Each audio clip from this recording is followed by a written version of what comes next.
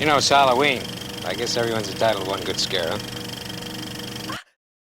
Halloween is a franchise that's been slashing through celluloid for over 40 years now. It's been remade, rebooted, and recanonized so many times it's hard to know where to start. Or perhaps more accurately, where to stop.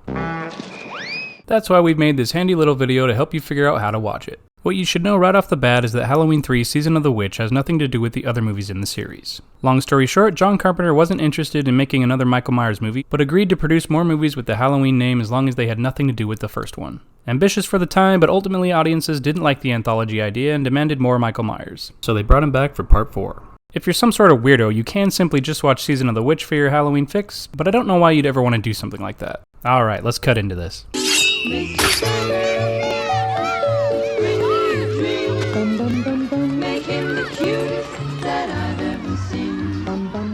To start, if you're more of a cinematic purist, you can just watch the first one. Yep, just the original movie by itself. John Carpenter originally had no plans to make a sequel and was actually kind of against the making anymore. Michael Myers stalks a bunch of babysitters, kills some of them, escapes at the end, and could be anywhere out there with no explanation as to why he did what he did. The greatest slasher of all time, in all its glory by itself. Though if you need a little more, there's no real reason not to watch Halloween 2 right after. There is sometimes some inconsistency about whether or not Laurie and Michael are related in the series. In Halloween 2, it's revealed that the reason Michael Myers is trying to kill Laurie Strode is because she is his sister, and since he killed one when he was 6, he has to kill the second one too. Even if Carpenter reportedly regrets making this change, he still wrote it and produced it with Deborah Hill, so it's from the original Dream Team. It takes place minutes after the original ends, so it's basically one movie. You get the family drama, and Michael Myers was originally supposed to truly die at the end, so you get a satisfying finale. A slick little slasher double feature.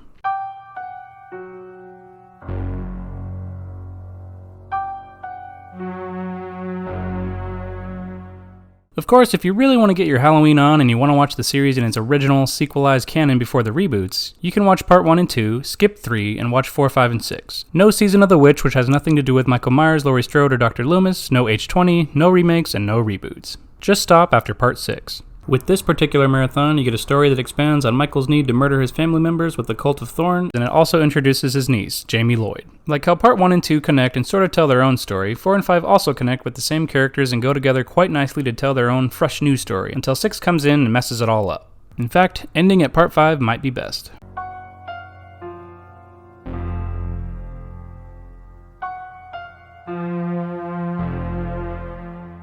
Now this next one is one of my personal favorite ways to do it. For this anniversary trilogy, start with part 1, follow up with part 2, skip parts 3, 4, 5, and 6, and then get directly to H20. It's a good little trilogy hidden within the franchise, and these are the best ones anyway. It retains the sister thing, and you go from Michael's rampage on Halloween night 1978 in Haddonfield to 20 years later in Southern California. With this trilogy, you get a nice little redemption/revenge story with Laurie, and more importantly, you don't have to watch 13 hit-or-miss slasher movies. You can also tack on Halloween Resurrection after age 20 as it's technically a sequel to that one, but I wouldn't recommend it. It kinda craps on what would have been a good ending to Laurie Strode's character. She's only in it for like 10 minutes anyway.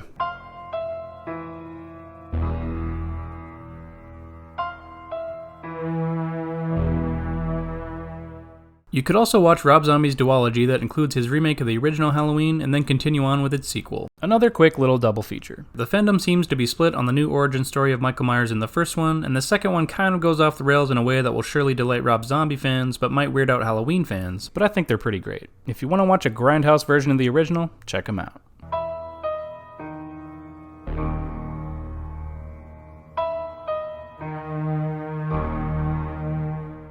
Finally, you can watch the other anniversary timeline that contains John Carpenter's original Halloween, and then fast forward directly to Halloween 2018, followed by Halloween Kills and Halloween Ends. Halloween 2018 dropped the whole family tree thing because producers said not knowing why Michael is killing these babysitters is much scarier without any explanation. That means you unfortunately have to take out the original Halloween too, but that's how it is. If you watch them this way, you get the original classic, a different take on why he's stalking Laurie Strode, and an updated version of The Shape.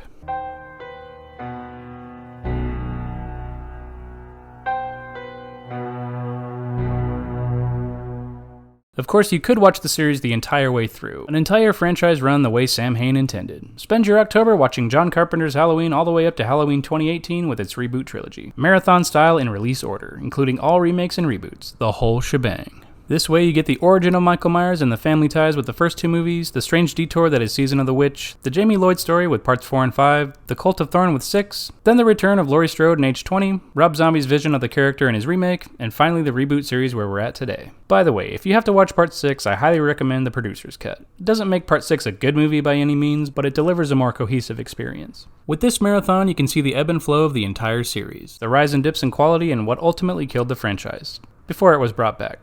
Twice.